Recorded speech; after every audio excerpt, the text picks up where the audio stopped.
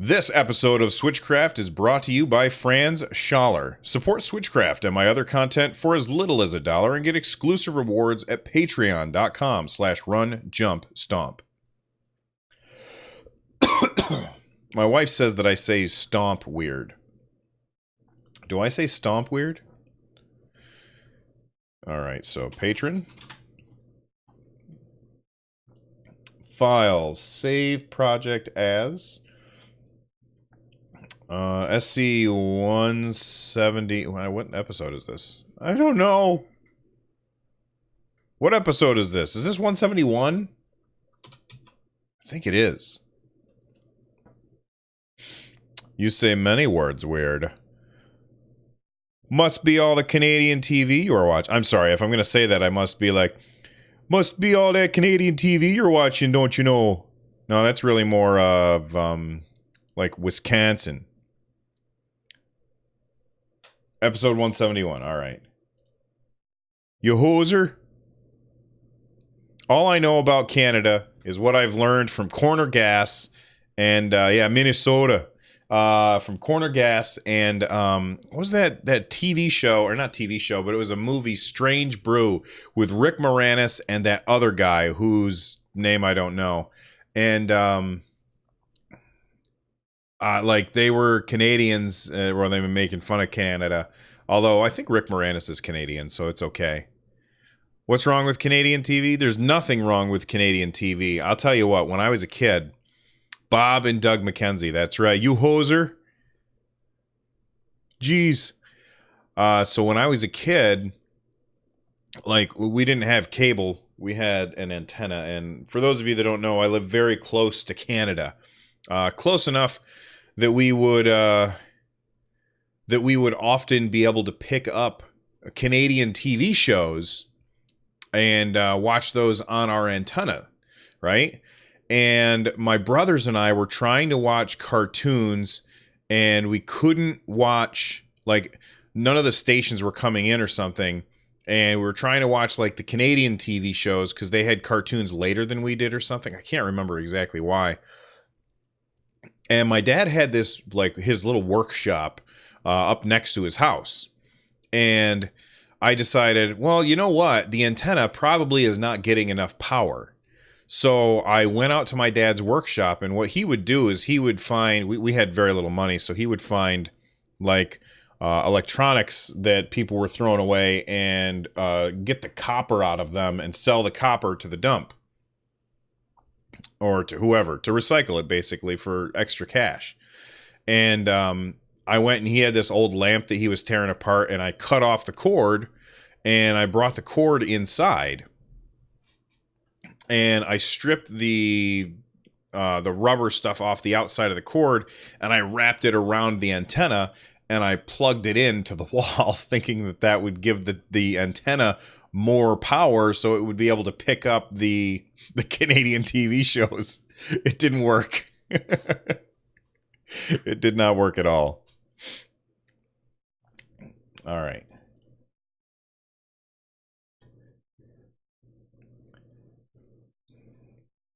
Oh, you know what? I didn't add a sponsor for today. Let me add a sponsor for today real quick.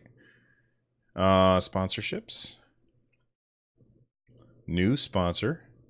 I guess we'll do Audible. We'll do Audible. I didn't do a sponsor the other day. So now if I refresh this, it should have our sponsor on there. There we go. Episode 171 of Switchcraft is brought to you by Audible. Get a free book and directly support the stream by checking out Audible. They have thousands of books from every genre. You're definitely going to find something that you like. Just head on over to runjumpstomp.com/audible. There we go. Sponsor.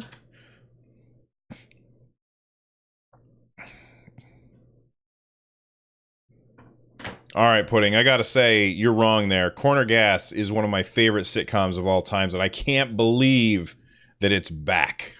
It's back. I'm so happy that it's back. Hey, buddy. Why don't you come on up?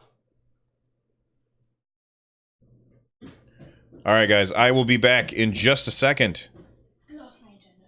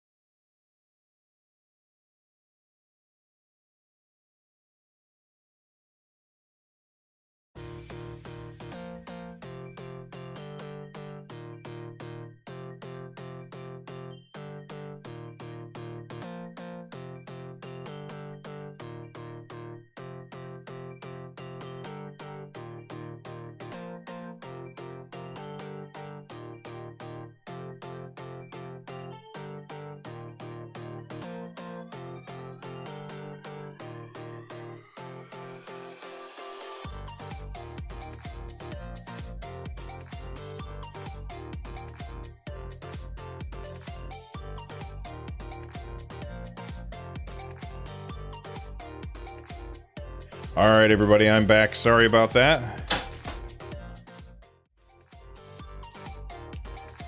All right. Turn that off. Turn this off. I had to talk to my son real quick. All right.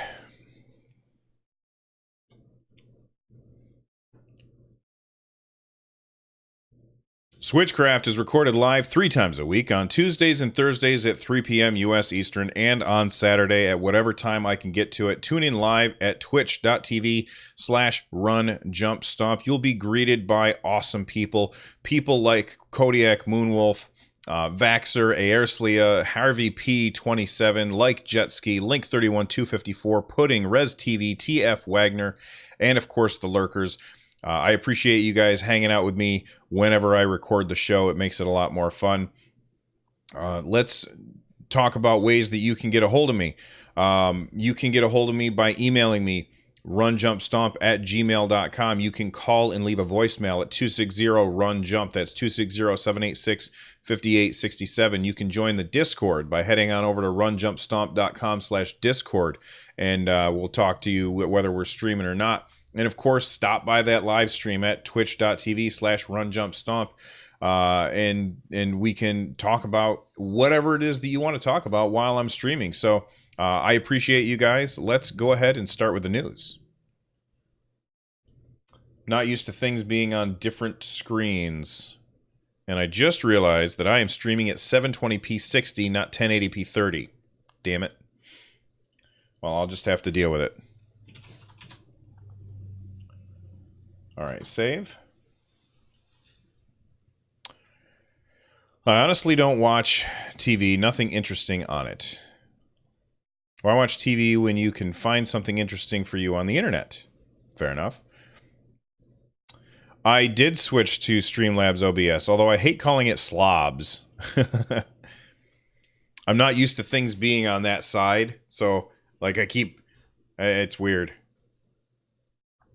But now I've got everything that I need in one window, except for, of course, Audacity. So that does make things a little bit easier.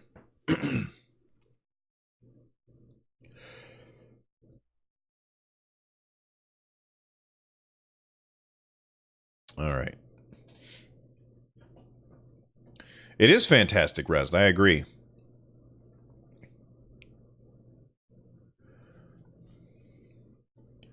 So there was a little bit of hype earlier this week, and I didn't get to cover it on Tuesday because I was sick.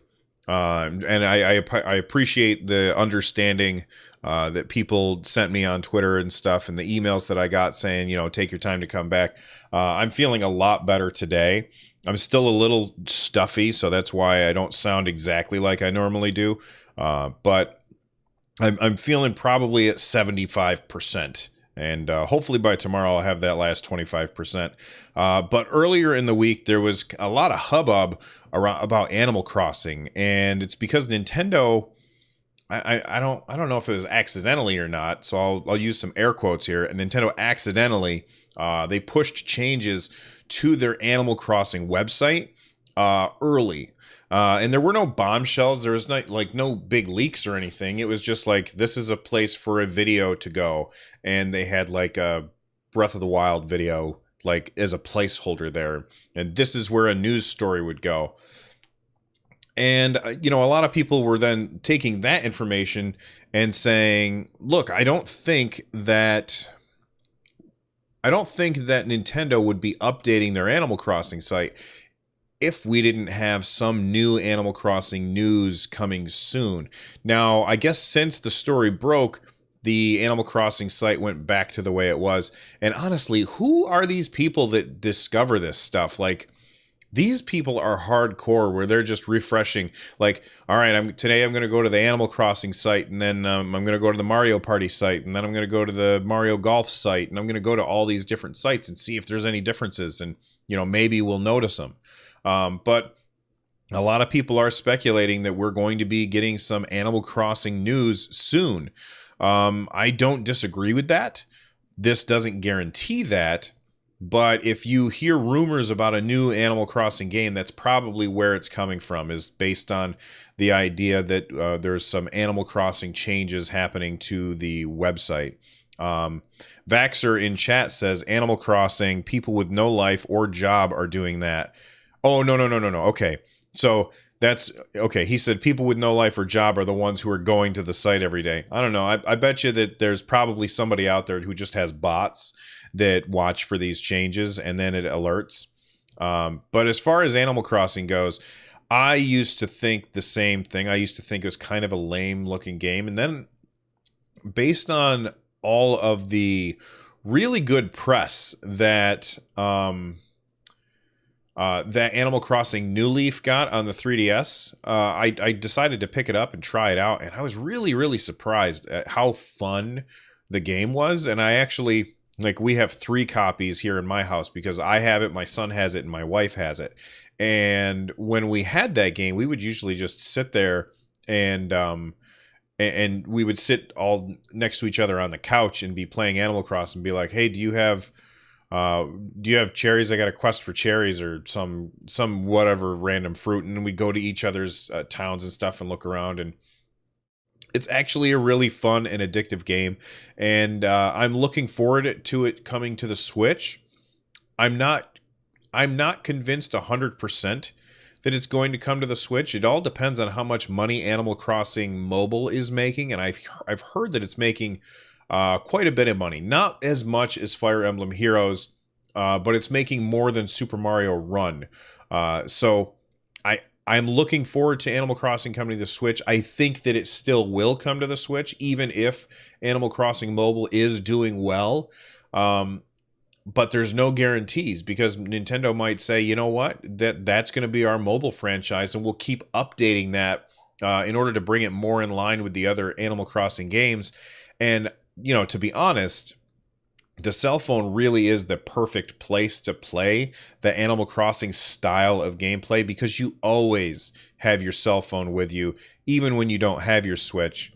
And the ability to be able to pull that out of your pocket and just do something real quick and then put it back, it's much easier to do that than it is to do the same thing with the Switch. And that's just because the cell phones are smaller. And the way that Animal Crossing works is you're constantly, the daytime, time passes in real time in Animal Crossing. So as the clock goes, like, you have to accomplish certain tasks at certain times of the day.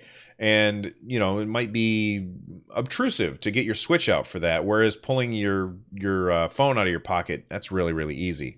Again, I'm not saying that I don't want Animal Crossing to come to the Switch, because I think it would be cool, but I struggle to see the motivation for Nintendo. What do you think? Animal Crossing Mobile is so boring. I don't like it myself. But then again, I don't like phone games. I just really don't like games on my phone. All right, I gotta blow my nose. I gotta blow my nose real quick. I'll be right back.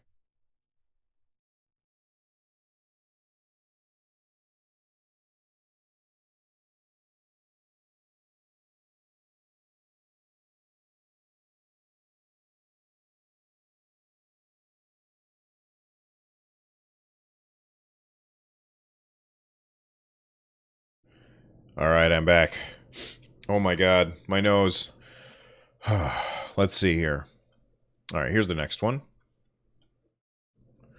I only have 2 games on my phone which I like. What are the 2 games that you like, Vaxer?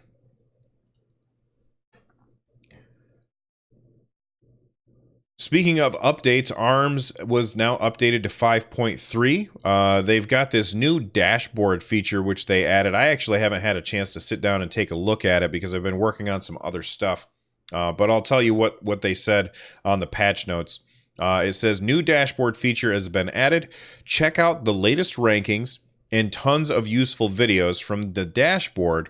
You can see the following: the latest worldwide and regional rankings, party crash ranking by time slots, ARMS tips and techniques video collection, a fighter focus video collection with tips for each fighter, tournament clips so you can learn from the best. 15 images were also added to the gallery. Korean language is now supported, and they adjusted the abilities of some fighters as well as some ARMS.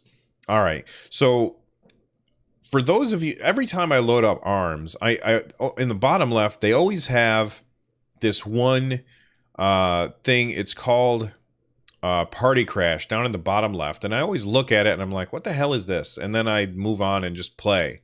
I never do much research into figuring out what it is, and I think that Nintendo has done a bad job at showing what exactly Party Crash is.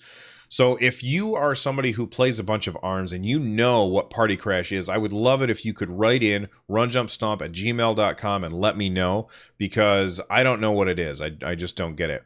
I like this dashboard feature where it's showing us the latest rankings. I like that a lot, so you can see where you place. I'm sure that I'm going to place somewhere near the bottom, and I'm okay with that because I'm still having fun. But it's interesting. And, you know, a lot of people were upset when they said ARMS is not going to have any more updates, but what they meant is that ARMS is not going to have any more new characters. Well, definitely no new characters. Whether or not they'll bring in new levels, I'm not sure. I mean, I think that whatever they were doing, they probably have a skeleton crew working on now, and whatever they were doing before, all those developers have probably moved on to some other project, which is good because we need more projects. We need new games, and I can't wait to see what the team that did ARMS and Mario Kart 8 Deluxe is going to do next, because that's the same team, as far I think it is anyway. And I'm excited to see what they're going to do next. And I also am happy that they're continuing to update ARMS with new stuff. I think that the dashboard is a good feature, and I can't wait to check it out some more. I keep bringing my mouse over to that screen to shut off my recording, and I'm like, wait a second, that's not where it goes. See you later, Harvey. Thanks again, man. Save.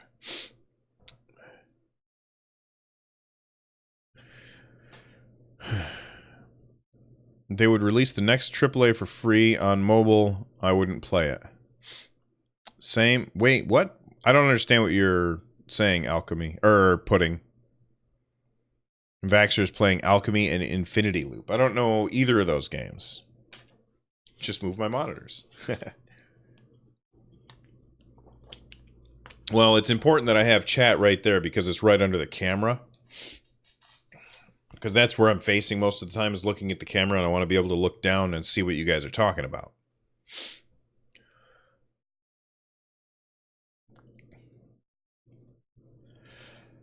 I haven't mentioned anything about this until now.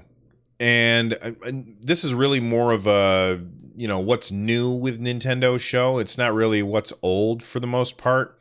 And Billy Mitchell, who, if you don't know who he is actually, he's had a documentary made about him called The King of Kong, Fistful of Quarters.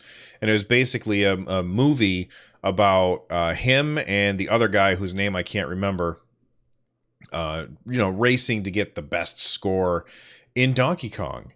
And it's very, very interesting. I guess there was some controversy about whether or not Billy Mitchell was playing his game, Donkey Kong, and he was currently the world record holder for Donkey Kong for the highest score. And there was some controversy as to whether or not he was using an emulator to play his game, because I guess the rules are that you have to be playing on the original hardware. And Link31254 says the other person's name is Steve Wiebe. Or Weeb, I don't know how to say the guy's name. But yeah, I remember that now. It's Steve Wiebe. Well, I guess that, and if you've never seen that movie, it's definitely worth watching. It's really awesome. Very, very interesting, and it's just a fun watch, especially if you like video games. And if you're listening to this, I'm sure that you do. Well, thanks to No Hero on the Discord for posting this story. I guess after many months of researching, the governing board of the world record of video games, Twin Galaxies, the administration there, they determined that there was, excuse me, there was a dispute by somebody named Jeremy Young. And Jeremy Young is the person who said, no, I think that Billy Mitchell is using an emulator in order to get his world records. Well, Twin Galaxies has now agreed with Jeremy Young. And so what they've done is they've taken all of his scores and they've been removed from the Twin Galaxies leaderboards, that's uh, pretty hefty penalty. I don't know if that's because they can't tell if all of his scores were played on emulated stuff or if it was on original hardware. Like, there's really no way for me to know that, but it looks like Billy Mitchell no longer has the world record for Donkey Kong, and it looks like he doesn't have any world records anymore, according to Twin Galaxies. And I haven't talked about this too much because it's not real. I mean, yes, it's video game news, but it's not like the kind of video game news that I usually cover. But it seems like now that it's come to a conclusion, I could just let you guys know about it. And yeah, again, honestly, if you haven't watched The King of Kong, Fistful of Quarters, it is a fantastic documentary, and I highly recommend that you check it out. I don't know where you can find it. It might be on Netflix. I think I watched it on Netflix, but that was like, I don't know, 3 or 4 or 5 years ago, something like that. But definitely check it out if you haven't.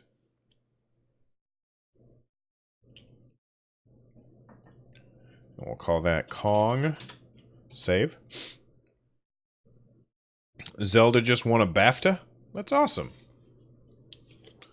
TF Wagner's going for the world record. The world record in what? Snarky responses.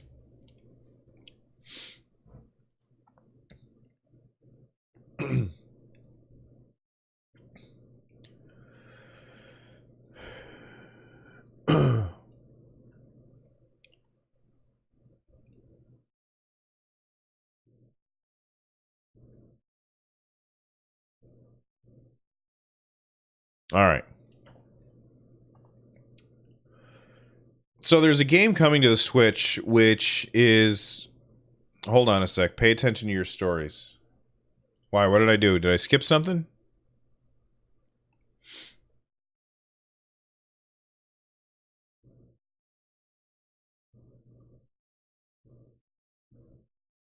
No. Okay.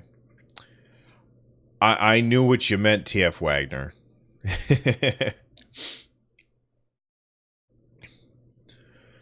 So there's a game coming to the Switch, which I've kind of like just kind of kept my eye on, not really paying too much attention to it. I didn't want to get spoiled on it at all.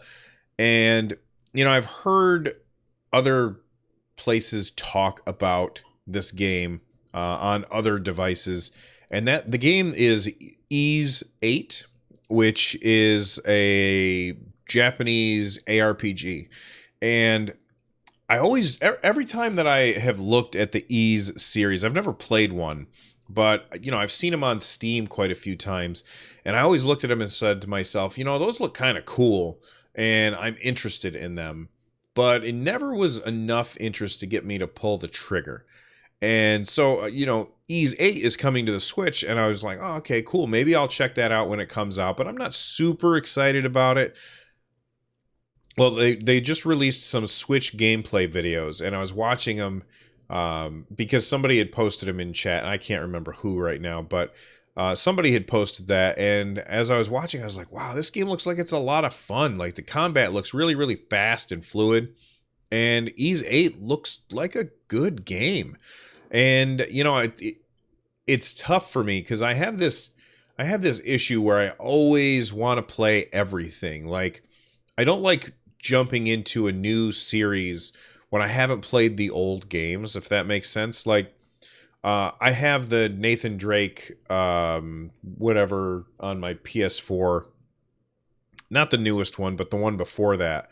And, I heard that game is fantastic, but I haven't played the first two of them. I think the third one is the one that I had. So I was like, well, I'm going to go back and play the original ones. And they were pretty good. And I didn't finish it, but it didn't hold my attention. And I still haven't played the one that came with my PS3. I'm sorry, my PS4.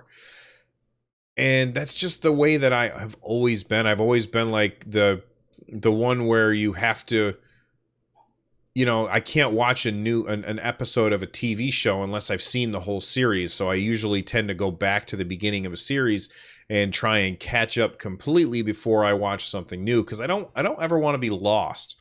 And Ys 8 coming to the Switch, I kept thinking to myself, well, I haven't played any of the other ones, and Japanese games are notoriously long. And the idea of getting myself to go through 7 of these games, that's a little daunting. So I may have to break my rule for this. But Ys 8 looks really, really fun. And if you want to check out the videos that got my attention, just check out the link in the show notes. The game looks really fun. It has this cool mechanic where it's like you're switching between characters. I liken it a lot to Xenoblade Chronicles 2. Except you kind of have all of the characters with you, and then you just hit a button to switch between them rather than having like a team of people following you around. And I don't know if that's better or worse or whatever, but I've heard that Ys 8 is really, really good, so I definitely want to check it out. Nintendo 2012 in chat says the games don't have a chronology, so that's great. That means I can jump in and I'm not going to be lost. Kind of like Final Fantasy, where it doesn't matter which one you start with because they don't really follow each other, except for I think it was the Final Fantasy 13 games. On a related note, Ys 8 is being published by NIS America, and there's another story from NIS America here, and that is that Nintendo Switch sales have doubled simultaneous PS4 versions. So that's actually pretty interesting. This comes from Resetera. They said, we're starting to do more on Nintendo Switch. SNK Heroines is not the only one. They support us in a good way. Compared to that, Sony is not friendly with small publishers like us. They just care about big Japanese companies. Now, since this story has come out, NIS America has actually issued an apology to Sony saying that I guess the things were taken out of context or something like that. I got it in an email, and then I read it through it, and I was like, "Oh, cool!" And then I deleted it, and I forgot that I had this story in the show notes. So I don't remember exactly what the apology is, but I'm sure you can Google it and find it. But then they said that, it says also, if we simultaneously release a Switch version and a PS4 version of the same title, currently the sales trend is 2-1. That means the Switch version sells twice as much as the PS4 version, both physically and digitally. A lot of PS4 titles are coming up, so the market is very competitive. Compared to that, the Switch market still has lots of room for publishers to make money. They went on to say for Disgaea 5, the Switch sold very well. It sold just under 200,000 units in the West. I guess that's very well. I'm not sure. They said maybe 40% of these people already had the PS4 version, so why did they buy the same game again? Because it's the function of a handheld that the Switch has. And Sony decided to withdraw from the PS Vita market. The memory size limitation of the Vita was just 1 gigabyte, but Disgaea is 8 gigabytes. So Disgaea fans want to play it on handheld. There's no Disgaea 5 on a Sony format, so Switch is the perfect platform.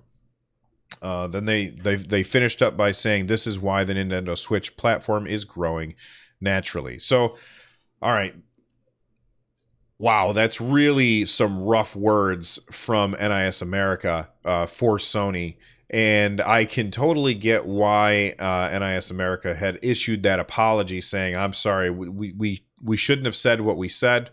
So they kind of took that back. But it doesn't stop the fact that Nintendo Switch, if NIS America is launching a game on both the PS4 and the Switch on the same day, Switch sales were 2-1.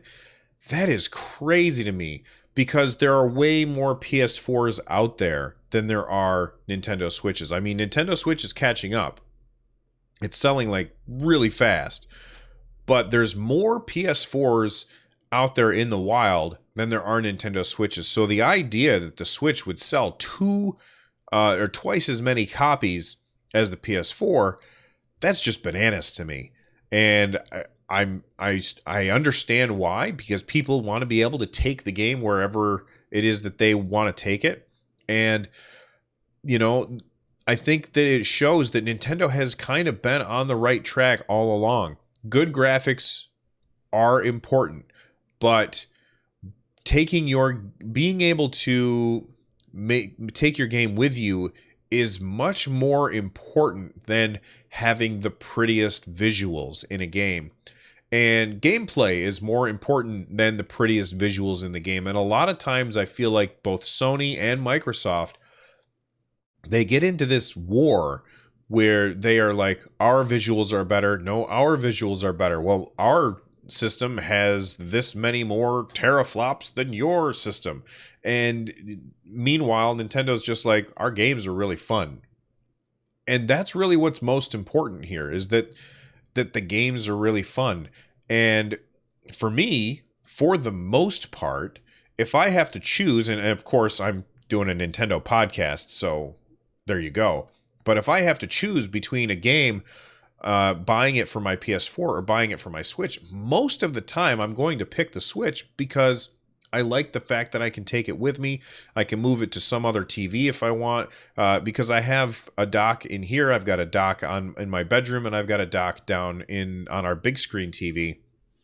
And I want to be able to put the Switch, take my game and play it wherever the hell I feel like and not be locked down. Whereas if I want to play my PS4, I have to come into the nerd nest here, my little office, and this is the only place that I can play my PS4 games because that's where my PS4 is.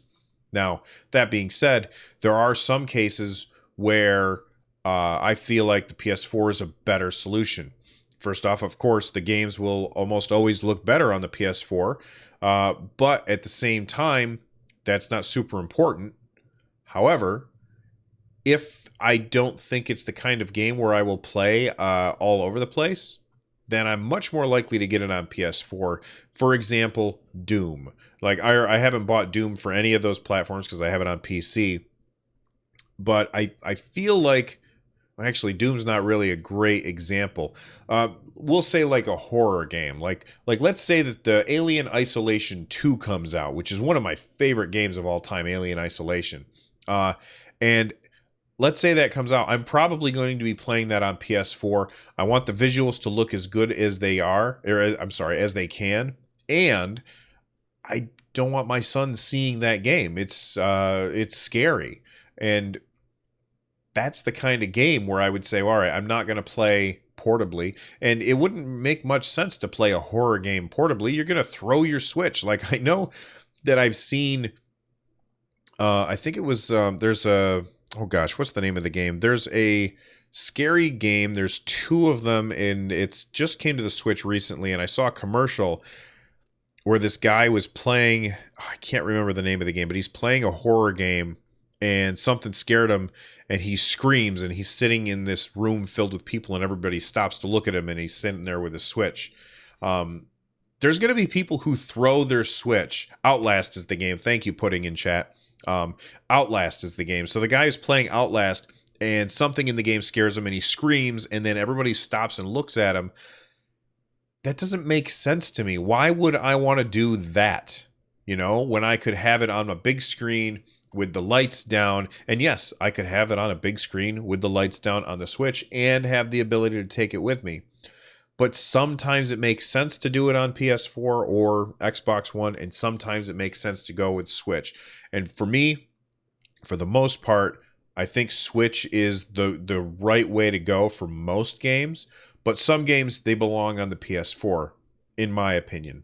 And it looks like most people agree with me because NIS America is selling Switch games 2 times as fast as they're selling PS4 games. And does this mean, I mean, if the past is precedent, and you look at what happened with the Wii era, where Nintendo brought out the Wii, and people flocked to it like crazy. And what happened at the next E3? Microsoft brought out Kinect, Sony brought out PS Move, and both of those things kind of flopped, but they were kind of chasing Nintendo. And with numbers like this, it makes me wonder if we're going to see a revival of the PS Vita. It makes me wonder if Microsoft is going to make a portable console. And I wonder if we're going to be seeing things like that at E3 this year.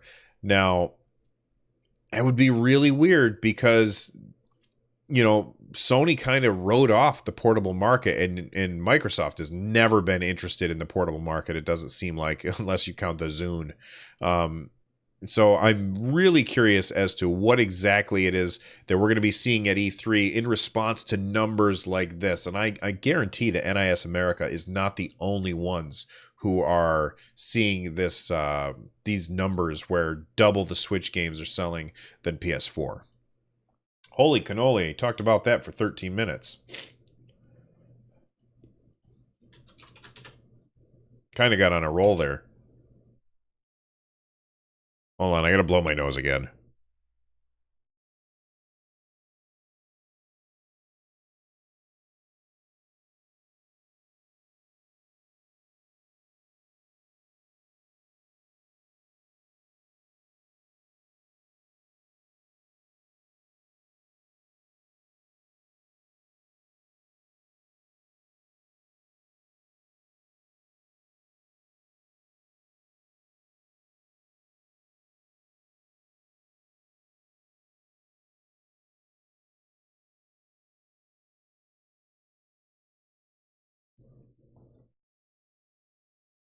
All right, I'm back.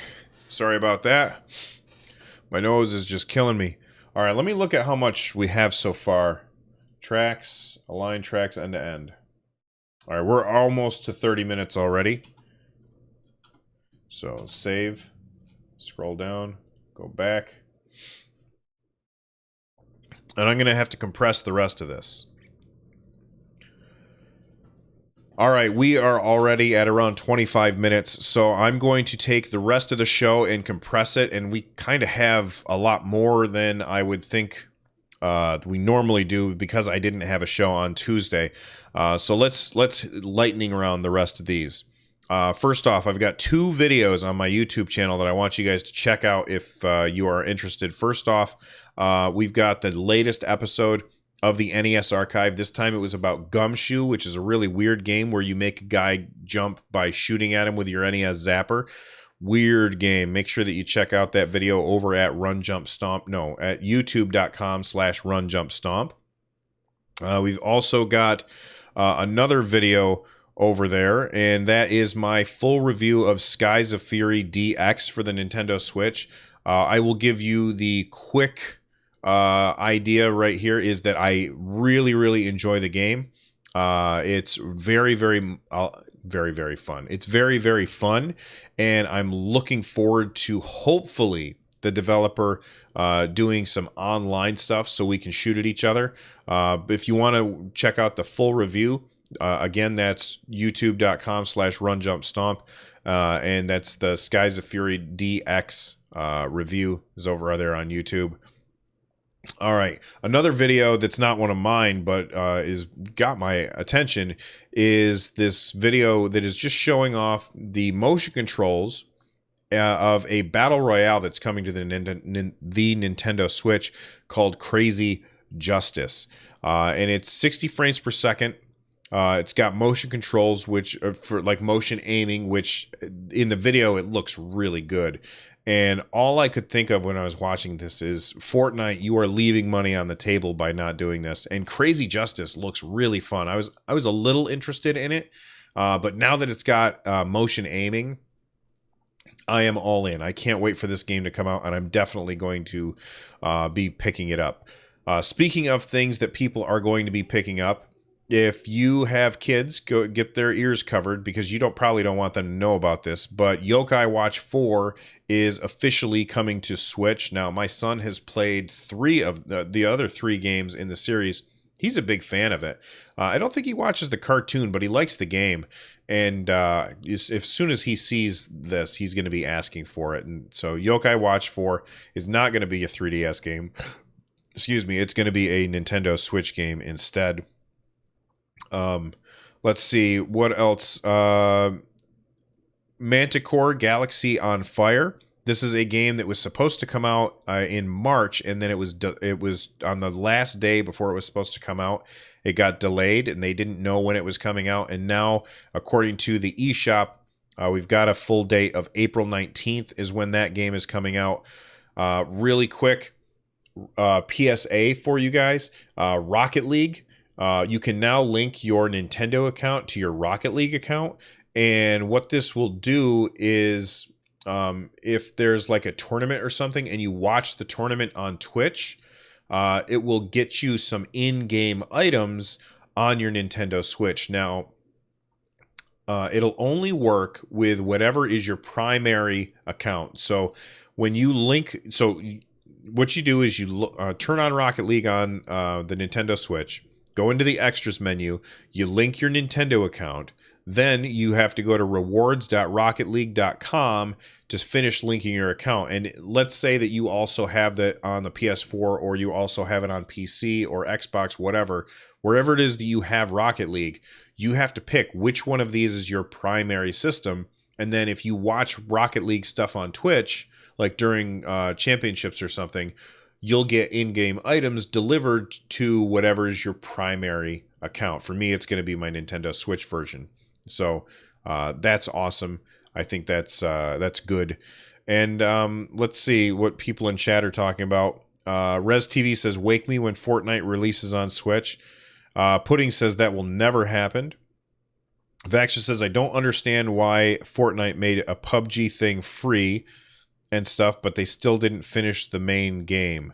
Oh yeah, I get what you're saying. So for those of you that don't know, Fortnite started out as this really weird co-op game where you were fighting against zombies that would come after you, and you could like build a base to stay safe, I guess. And for me, I thought that was kind of cool, but when they pivoted and they saw what PUBG was doing, and they pivoted to kind of copy what PUBG was doing, I thought it was much more fun. And I think Vaxxer is going to be unhappy with this but that's not the main game anymore. The main game is the PUBG thing. And yeah, they're doing that for free because they can sell skins and stuff. And as far as as far as Fortnite goes, I really like their oh, what's the word that I'm looking for? I like their monetization model because their monetization model is good for them as a company, but it's also good for consumers because it doesn't lock anything behind a paywall. You can enjoy the same game that everybody else gets to enjoy without spending any money, and I think that's fantastic. Res TV says best part of the main game is the ability to get V-Bucks without using real money.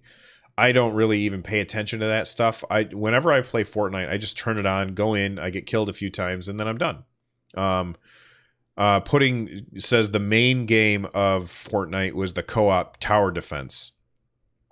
And Res TV says Fortnite Battle Royale is the game that is played every day in my house. Your kids love it. And my son loves that game too. And I'll tell you what, you know, I work in a school and my students will not stop talking about Fortnite. It is on the forefront of their minds all of the time. They're constantly talking about it. And that is the kind of thing that you want to happen to your company. So I think that and I think it's Epic Games. I think Epic Games. I think Epic Games did the right thing by doing that. I just hope that they bring it to the Switch because what's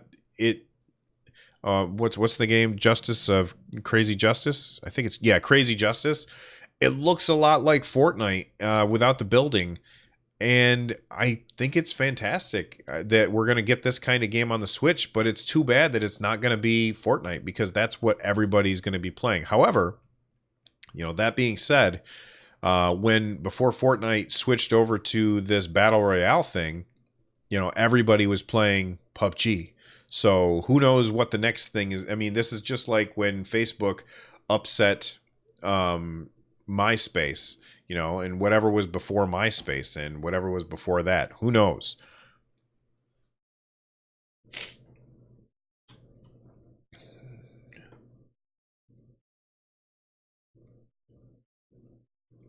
Well, Res TV, I got a solution for that. Get like a power strip and tell your students that they can charge their phones in the back of the room because they're always running at like 3%, like because they can't live without their phone, so they're constantly using it. And so my students, they come in and they plug their phones into the back of the room so that they're charged, and if they're plugged in the back of the room, they're not using them.